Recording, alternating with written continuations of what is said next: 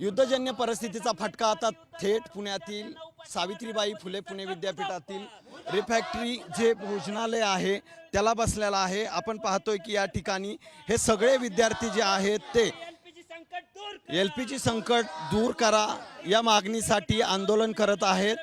काय नेमकी तुमची मागणी आहे? जे काय जगावर जे संकट आले त्याचा परिणाम थेट सावित्रीबाई फुले पुणे विद्यापीठामध्ये मेसमध्ये दिसून येतोय। तर आज आम्ही अनेक विद्यापीठामधल्या मेसला भेट दिली। तर काल गर्ल्स हॉस्टेलला सकाळी पण फक्त वरण भातच होता, आज पण तेवढंच आहे।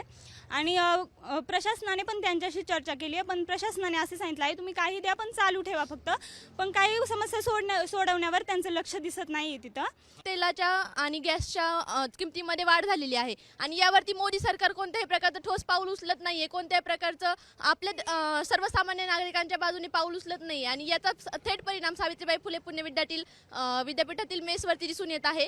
गॅसची जी किंमत आहे ती भरमसाठ वाढलेली आहे आणि त्यामुळे गेले 2 दिवस झाले विद्यापीठातील सर्व मेसमध्ये दुपारी फक्त विद्यार्थ्यांना वरण भात एवढंच अन्न मिळतंय। कॅमेरामन आदर्श कटकेसह सचिन जाधव, साम टीव्ही न्यूज, पुणे।